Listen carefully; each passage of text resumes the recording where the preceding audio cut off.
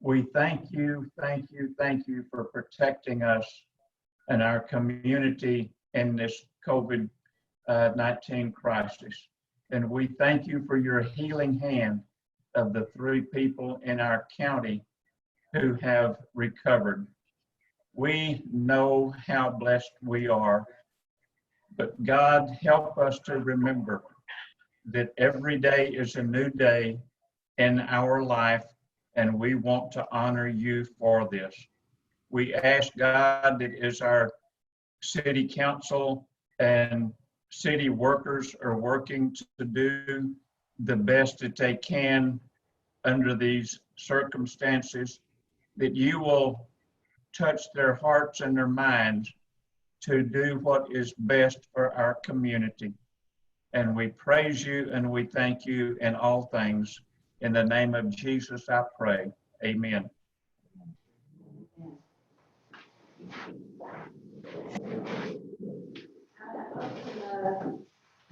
Board of Adjustment meeting first. Are there any public comments? I did not receive any. Okay. Moving on to the consent agenda items, the approval of the regularly called Board of Adjustments meeting minutes written from April 6th. Do I have a motion? I have a motion and a second on the floor. Any discussion? All in favor say aye. No. Motion carries, passes. Moving on to the public hearing. The City of Wano Board of Adjustment will hold a hearing to receive written or oral comments regarding variance request to allow the placement of a 140-foot network tower for Baker Scott and White in the agricultural zone with a specific use permit. The tower would exceed the height requirements by 65 feet. And that was Erica. I didn't receive any public comments. This is the same tower we've been discussing for a while now. Now that the SUP has been passed, we just need the variance. Motion to approve. I have a motion on the floor. Let's finish the hearings and then go to the. Oh, right. Okay. The second public hearing is the Board of Adjustment will hold a hearing to receive written or oral comments regarding variance request to allow for the setbacks of the fall zone of 66.90 feet to the east toward the Llano County property line. Again, same tower, no public comments received. Any other discussion? Moving on to the regular agenda. I don't think I'm close to the hearing, do I? Yes, sir. You can move on. Okay. Moving on to the regular agenda items. Number 1, discuss and consider action on the approval or denial of the request by a variance to put the 140-foot network tower for Baker Scott White in an agricultural zone for specific use permit. The tower would exceed the height requirement of 65 feet. Motion to approve. That's seconded. I have a motion and a second on the floor. Any discussion? All those in favor say aye. Aye. Motion carries. 2, discuss and consider action on the approval or denial of a request for a variance to allow the setbacks of the fall zone of 66.9 feet to the east toward the Llano County property line. Motion to approve. Have a motion. Do I have a second? I'll second it. I have a motion and a second on the floor. Any discussion? All in favor say aye. Aye. Motion carries. The Board of Adjustment meeting is adjourned. Moving on to the Llano City Council meeting. Are there any public comments that are not on the agenda? Ma'am. The consent agenda items approved the regularly called council minutes from April 20th, 2020 at Llano City Hall. I have a motion to approve. Do I have a second? Okay. Any discussion? All those in favor say aye. Motion carries. Discussion and oh no, now we're moving to the regular agenda. Excuse me. Presentation, discussion, and consideration of action on accepting fiscal year 2018-2019 audit as presented by independent audit firm Rockaway, Gershon, Franklin, and Niemeyer. And I have Linda on Okay, Linda and Daniel, you're both unmuted. Okay. Well, thanks for having us this afternoon. I'm here to present the FY19 audit results to you. In front of you, I see you've got your green audit reports in front of you. I'm going to point out a few things to you here. If you open that up, on the inside left cover, I believe you've got two communication letters from us to you, the Board of Governance. The first one is our communication to the governing body. I'm sorry, can you hear me?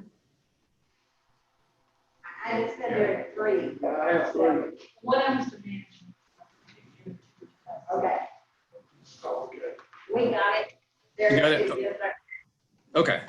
So the first one is our communication to you, the governing body, at the conclusion of our audit. Here we point out key notes and other considerations of the audit that we want to bring to your attention specifically. So one note on the first page, we've got some estimates. These are key estimates for the city's financials. So we've got the estimate for allowance for uncollectible receivables, the estimate for accumulated depreciation and your depreciation expense, and your estimate for your annual pension cost and net OPEB obligations. So for each of these estimates, we've worked with Linda to evaluate the factors and the assumptions. We believe all those are reasonable for your financial statements taken as a whole. Moving on to the second page, key notes that we have in the notes section of the financials following the reports and the statements are the notes regarding the pension plans. Those are quite detailed. So if you have any questions regarding those later on, just send me an email or we can get together at a second time. And also the other note about the extraordinary item, which is the JLK Event Center transfer to the city.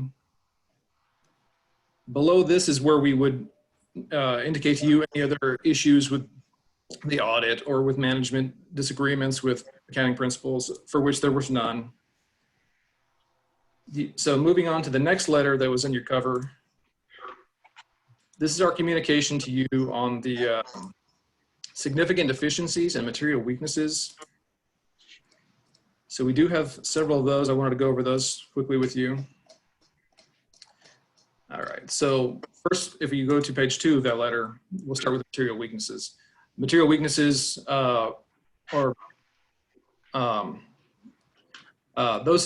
those are weaknesses that, you know, that without the controls sufficient to rectify these situations, you may have material misstatements in the financials.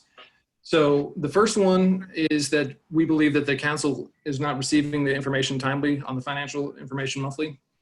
And also the checks and electronic payment registers are not included with those. And we believe that's an important factor and control for maintaining controls over cash.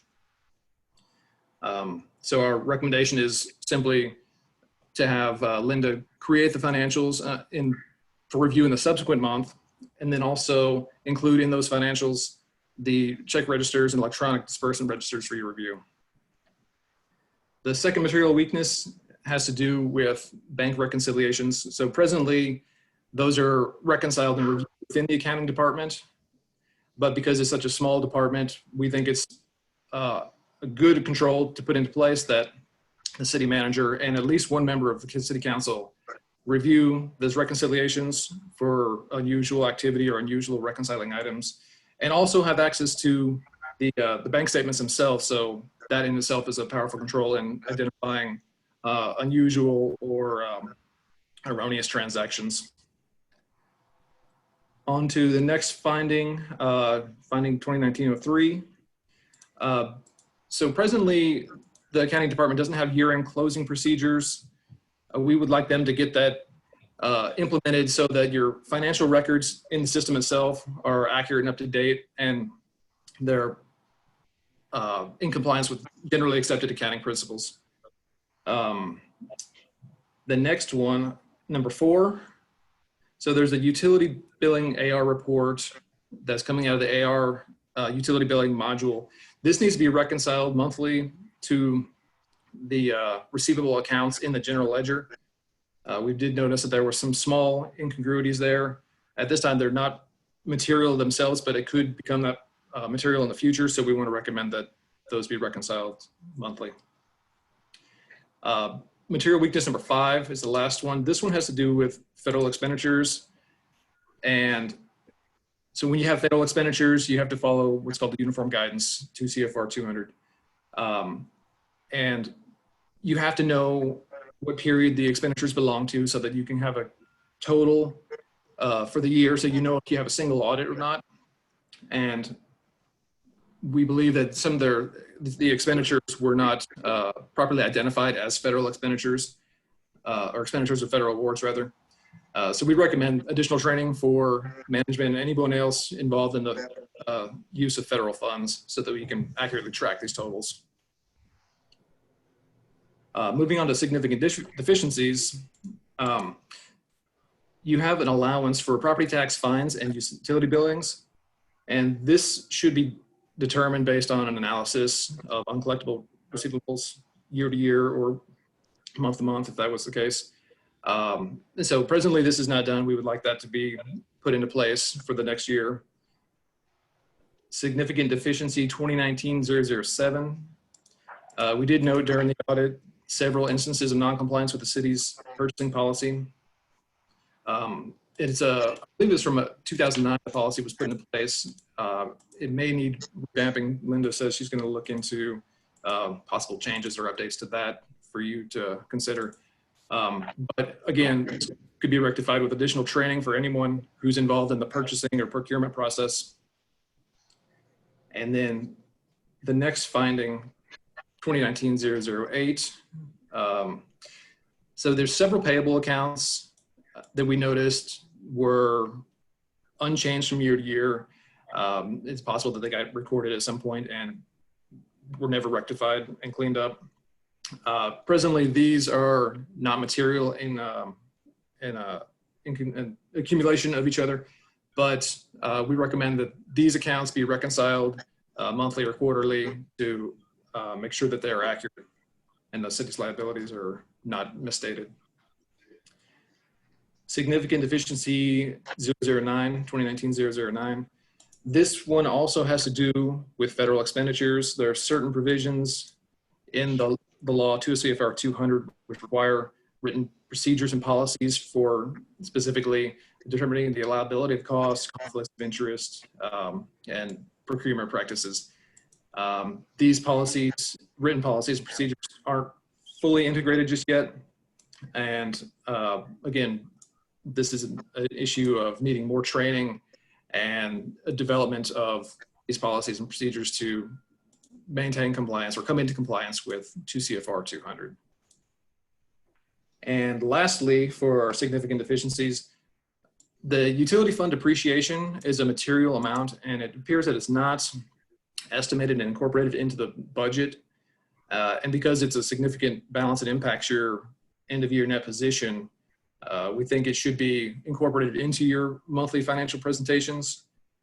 And that way you can have a more complete picture of where the city will be at year end or even at month end with relation to the utility fund.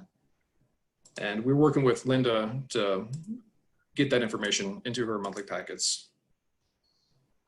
So moving on, I would like you to go to the main report,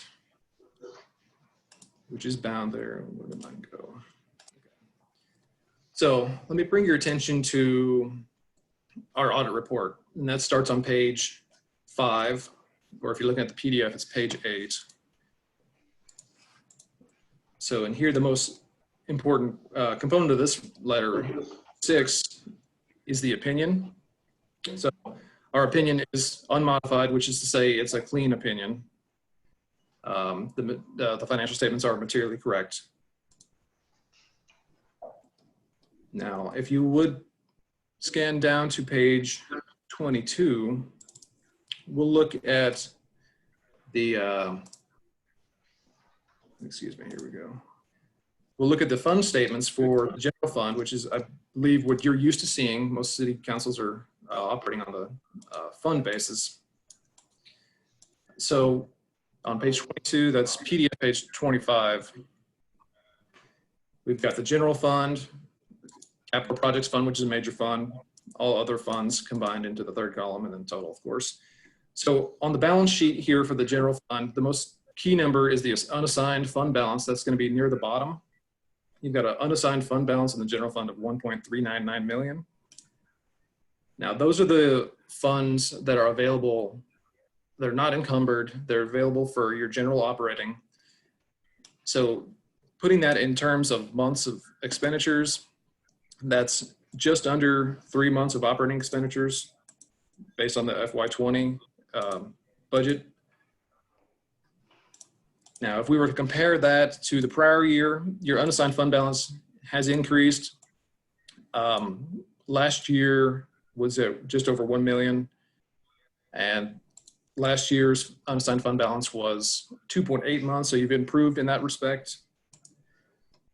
Now, to see what caused the change in the current year fund balance, let's scroll down to page 24. This is PDF page 27. Statement of revenues, expenditures, and changes in fund balance. So here we display the revenues and expenditures for the general fund and other governmental funds. And you can see your total revenues of 3.2 million. And just below that, you've got total expenditures of 4.4 million. In comparison to prior year, your total revenue changed about 10% positive. But however, the most significant piece of that change was due to insurance proceeds. But you also did have an improvement in sales tax for that year of about 40,000. Comparing the expenditures to the prior year, you went from 4.4 million the current year from 4.48. So you have a decrease in total expenditures of about 1%. So you're very consistent and comparable with general fund expenditures. So I want to bring your attention to the line excess deficiency of revenues over under expenditures, which is just near the bottom above the other financing sources and uses title. So revenues less expenditures for the general fund is 1.78 million. And this is covered, as you can see right below, from a transfer in from the utility fund of 1.48 million. So taking that into account, you have a positive change in general fund balance of 425,000. Does anyone have any questions thus far on the general fund?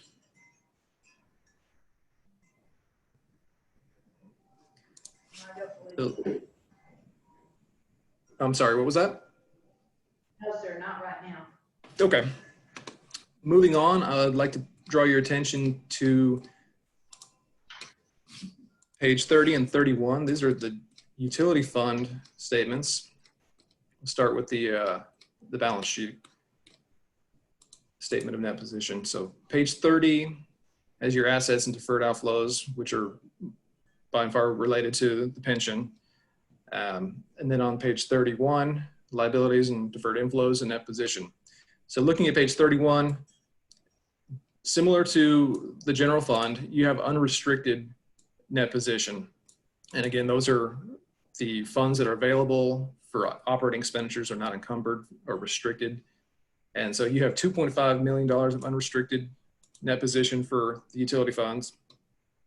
And that represents 4 months of operating expenditures. And this is very comparable to the prior year, where you had 2.7 million of unrestricted fund balance or net position, and also 4 months of expenditures. Moving down to page 32, this is the statement of revenues, expenses, and changes in net position, essentially your income statement. Comparing current year to prior year, your revenues, operating revenues of 8.5 million is down slightly, about 1% from the prior year. However, your operating expenses are up about 4% from the prior year, leaving you with operating income of $4 million before any non-operating and before the transfer to the general fund, which you'll see just below that. So even after the general fund transfer, you're left with a positive change in your utility fund net position of $1.14 million. And so I do want to actually go back up to the page 30 and 31. So one measure to look at here is your current assets minus your current liabilities, your working capital. And so here your current assets of 4.1 million less your current liabilities of 1.47 million gives you a working capital of 2.6. This should essentially be very close to your unrestricted net position. And your working capital for the current year, that is FY19, improved from the prior year by about 875,000. So your operations and utility fund are well funded, and your liabilities are under control there. Does anyone have any questions on the utility fund statements? No, sir. Okay. Well, below the statements, we'll have several notes. As I pointed out, there's an extraordinary item this year, which was the transfer of the JLK Arena from the EDC to the general fund. And it was a significant transfer as the balance was over $3 million of building and other property. The additional significant note, as I mentioned, is the pension and OPEB, other post-employment benefit note. And those, they're quite detailed. I just do want to point out one key component of that, which is the assumed rate of return on the investments. So that key assumption drives your total pension liabilities. And so depending on how the market does year to year, that may push your net pension liability or your net OPEB liability up or down pretty dramatically. So looking from 18 to 19, we saw a decrease in those liabilities because the market had fairly good returns. Looking forward, it may be the opposite, especially given what we've been noticing now and calendar year 2020. So that will not affect your month-to-month operations so much as it'll change your government-wide balance sheet with a larger liability, perhaps. Does anyone else have any questions on the notes?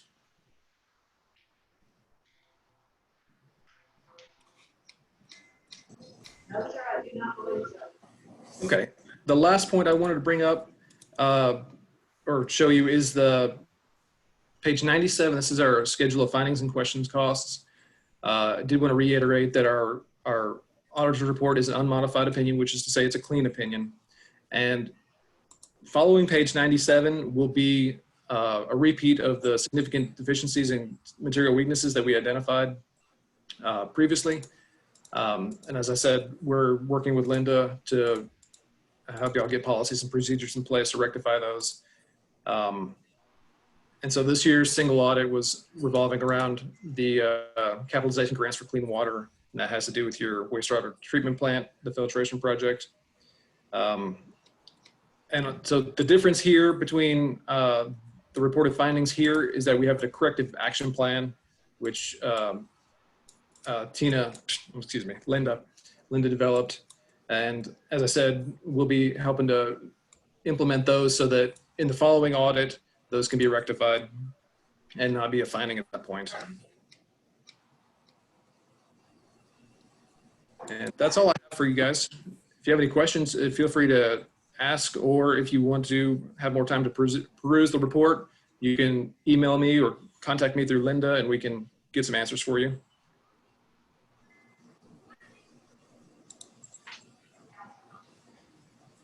John. Thank you. Great, thank you. Thank you. Appreciate it.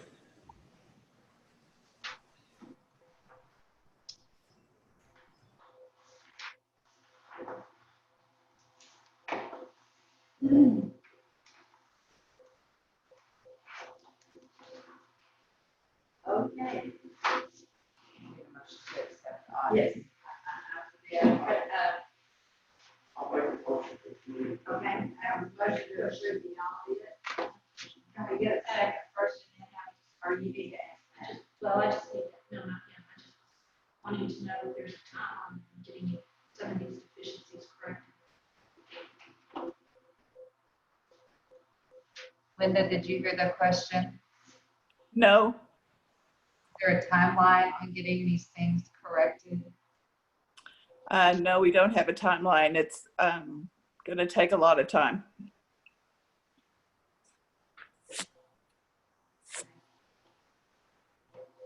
I would like to see us put something in place for the next budget cycle, so we really know. I know, we can accept the audit like it is now, but I just feel like we need to have something we're working towards at the time. Okay, well, let's get a second first, and then we'll discuss that in just a minute. I have a motion and a second. Now we'll do discussion.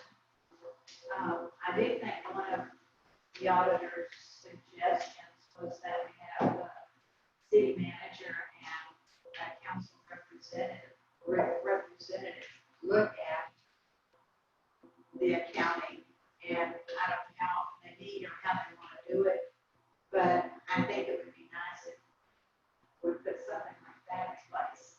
And with that being said, if she's willing to take it, I'd like to just point Kelly to do that.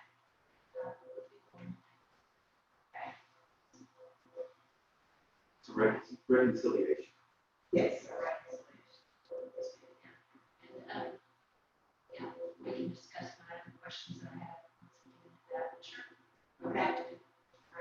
Okay, I have a motion and a second on the floor to approve the audit report. All those in favor say aye. Motion carries. Thank you, sirs.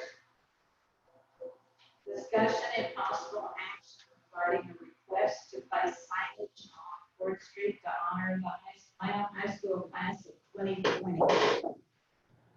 Can I ask a question? You sure can. Is there something to prevent this happening without us getting approval? Well, we do have sign ordinance and sign rules, and so. I'm just asking, because to me, this is a no-brainer. Yeah, that's what I say. I'm going to do it. Yeah, that's why I was asking that. That's kind of what I thought. I mean, I think it comes across as just. Right. I'll make a motion to approve. I'll say. I have a That motion. Eugene has talked with, Mr. Fletcher brought this to our attention, and we've also, I guess, you and Donnie have both talked with Tech Shop. I talked to TechDOT. The main thing is TechDOT right away, but we have control over it because of the interlocal agreement we have with TechDOT. So Jeff told me that any complaints that TechDOT gets, if it's from Austin, TechDOT people come through here and see them and say they don't want them or don't like them or can't be there, then they're gonna talk to Jeff and he's gonna call me. So, When they do, call me. Yeah, yeah. but he said he would defend it as like better if he could. Yeah, they're, Like we'll do the crawfish and. no, it's gonna be smaller. And they're gonna, Hey Larry, it's gonna be pictures, like 18 by 24 pictures of the senior class. Yeah. Same And it's thing, just- right along all the. if I understood them right, of course, a lot of this is when I was in Oklahoma, but if, it's gonna be for the kids from Lano here, and then the ones that are from Kingsland, they're working something out over there. And they've been through enough already. Yeah. They're missing graduating, all Hey, I had one, when these kids were born, 9/11 was going on, and now this. So. The only concerns there is that it's blocking people's view when they pull on the Fourth Street, seeing anything go to paper, being able to see around them. I've mentioned that to Toby, and then, When they're putting them up, they need to use a little common sense. Yes. And then And the sidewalk project is the only other concern, getting in their way. But I think the west side will be fine for them to put them all down the west side. I think so too. Okay, I believe I have a motion and a second. Yeah, all those in favor say aye. Aye. Motion carries. 3, discussion and possible action relating to the change order number 4 for the citywide paving rehabilitation project and associated striping and seal coat work. Scott? And Dex, Actually, yours Dex is unmuted. on. Oh, Mayor and there he council, is. this is Dex Dean from Steger Bazella Engineers. Can you hear me? Oh, yes, Yeah. Okay. This item is a change order to the Cox paving contract, where we essentially will be taking out striping and seal coat items, and also some of the fog seal paving on certain streets where TxDOT is doing their sidewalk project, and also on Salem Street, south of East Terrence Street, that's down by the livestock exchange yards.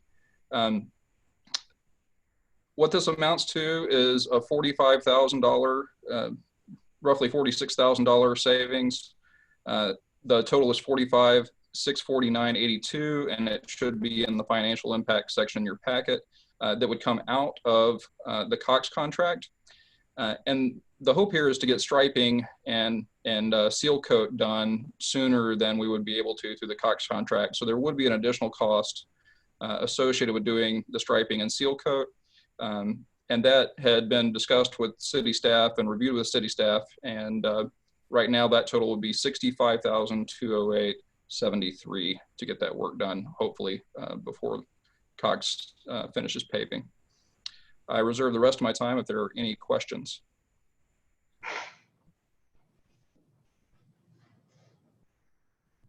Not the change order, but is it appropriate to ask if they're coming back to do the work, or is that not permitted at this meeting? Well, not really on the agenda, Because tonight.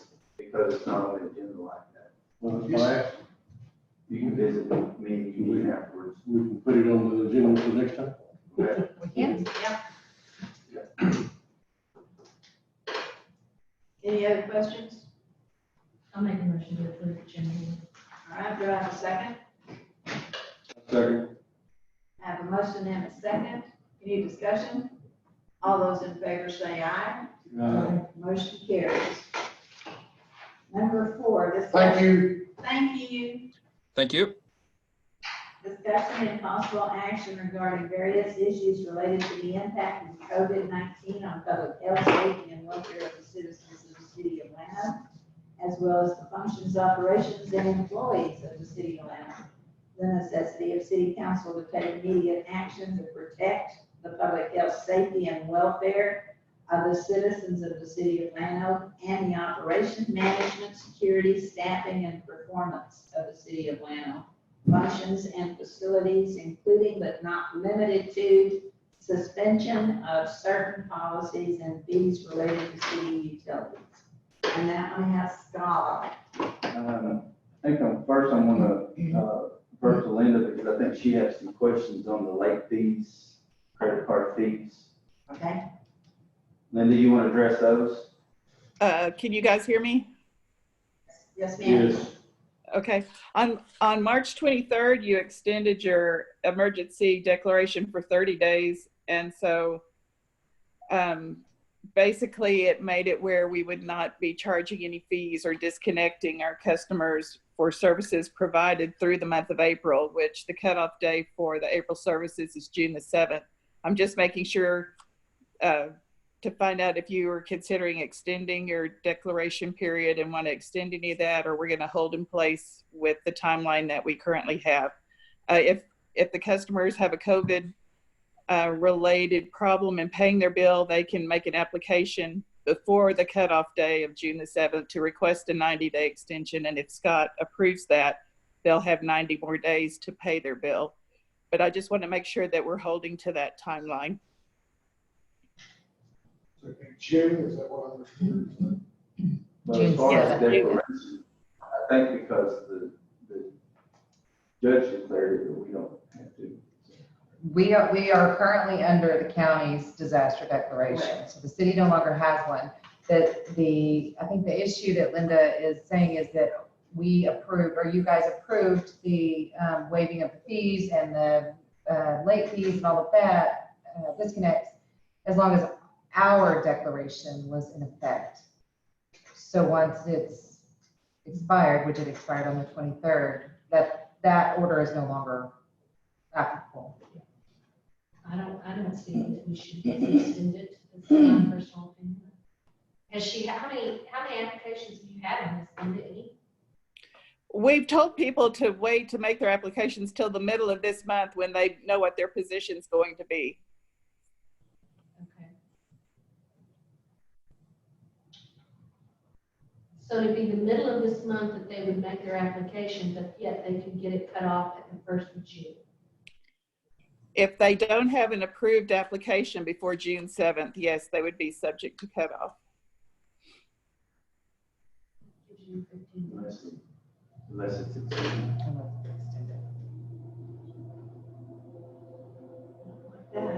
That's, I think that's kind Kind of of agree. close. 15 days. I think we can extend it. But I think if we need to keep going. How long, I'm not sure. Not everybody's up full force. Right. And I definitely don't want anybody that's lost their job or not getting paid through this time not to be able to have utilities. Certainly, or back down to part-time. I don't know how long, I mean, Linda, I mean, if we extend it, what do you think, 30 more days or something, or, I don't know. I'm asking everybody else too. I think 30 days sounds fair.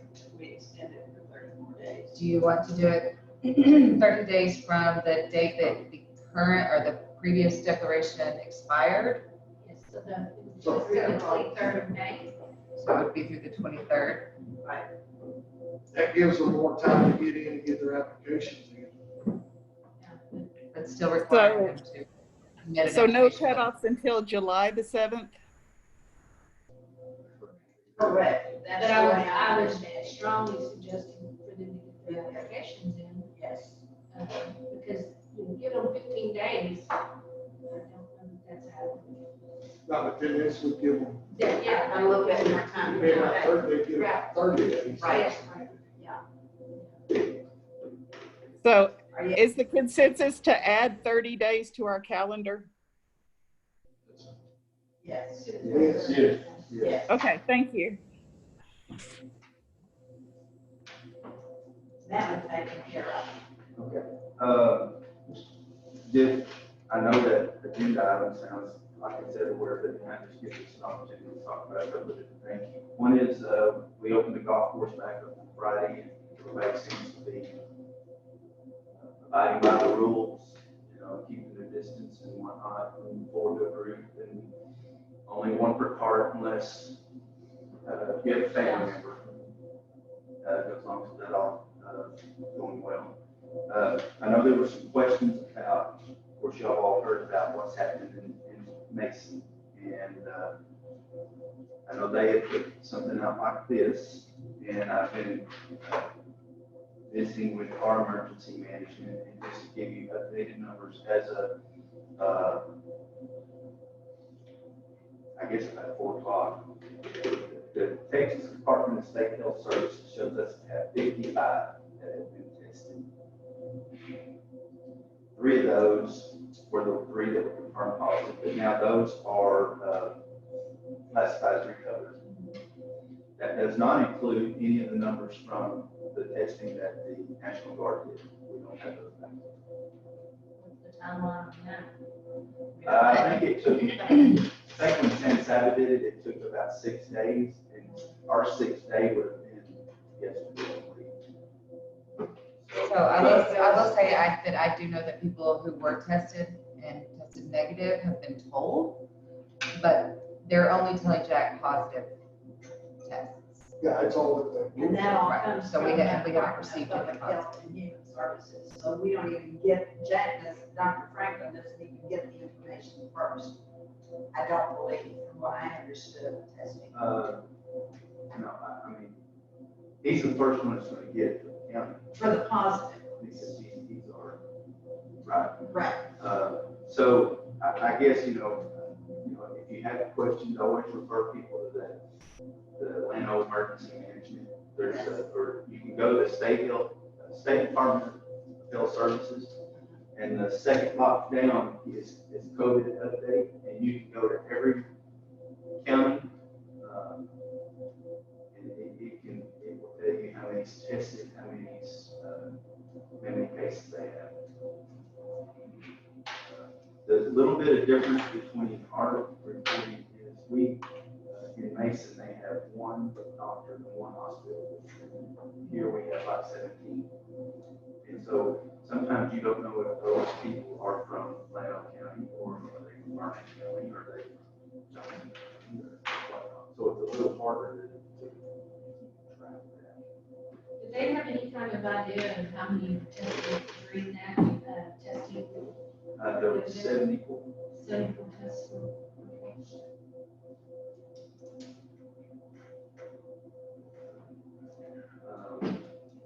Other than that, we started everybody back to work today. We've made some accommodations, like we moved Kim up here so we could maintain our distancing downstairs. We do allow those that are still have some concerns or daycare issues that we're still let them work from home. I've had some calls about the event center, The arena. Is it, That's what I said for a while ago. I don't know all of it. The governor specifically closed arenas.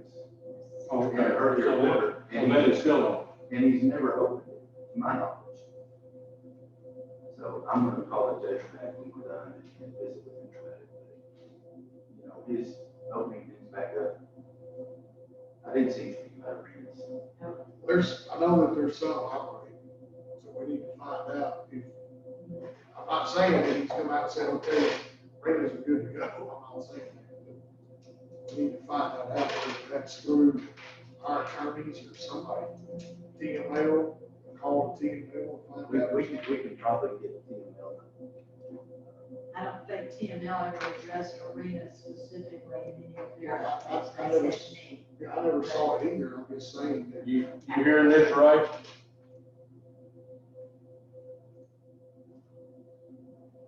Right? Unmute yourself, right? There you go. Okay, there we go. I have been involved in a teleconference with the Central Texas government-owned facilities. They have sent a letter to the governor's office to ask for clarification. Private arenas have been opening. We don't believe they're legal. And that's where we're sitting right now. We've got another conference tomorrow and another one Wednesday to see if anybody's heard anything. But those were private arenas, right?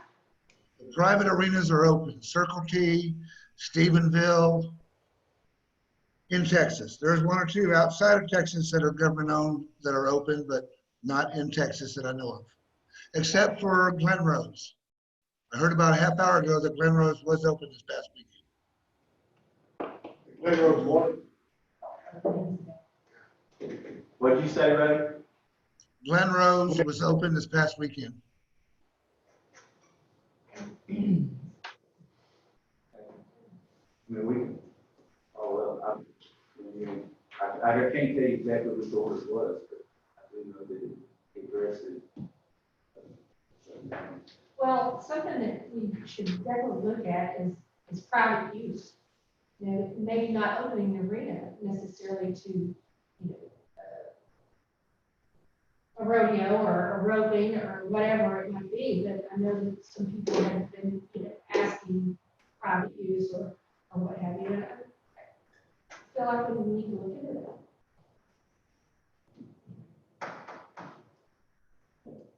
Other than that, I mean. The swimming pool, did you want to say anything about that? Well, as of right now, the swimming pool, they're closed. Yeah.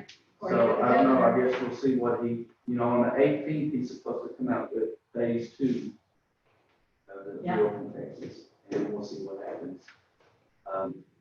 Kind of puts us in a spot because, you know, normally we have to go get lifeguard certified and whatnot. And we don't want to do that if we're not going to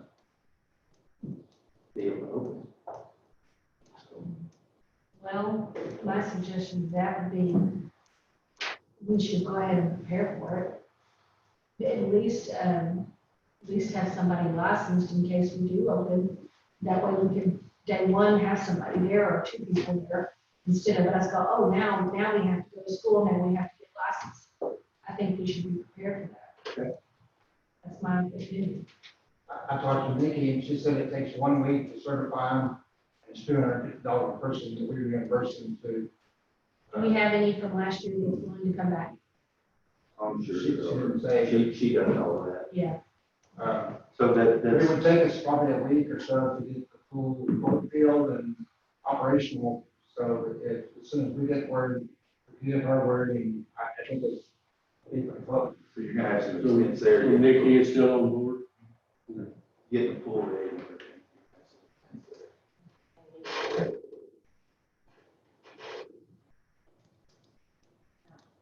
Well, what's the difference of us getting it ready right now and waiting a week?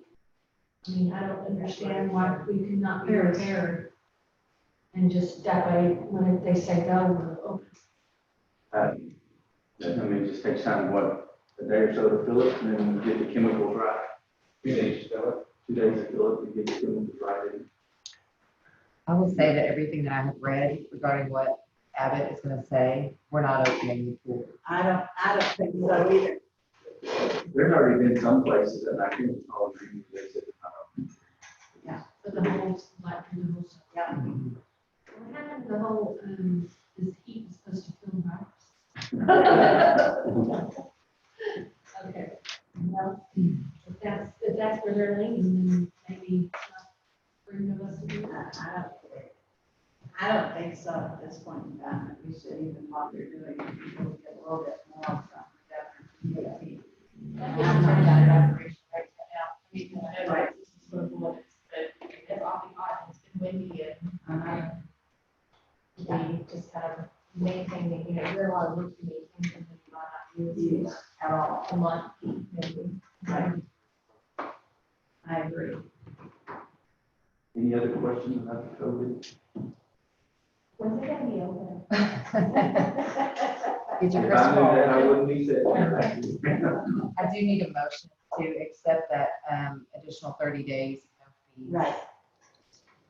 I was just giving everybody a chance to think of the next thing. If there were any more next things. Like a motion to extend the utility forgiveness program, I don't know what Yes, you call it, forgiveness for program. 30 more days.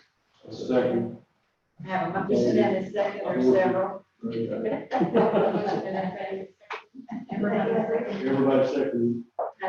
Any discussion? All those in favor say aye. Motion carries. Having no other business, we are adjourned. You look like you were gonna say something, not gonna wait a second. Oh, okay. Second, Colleen?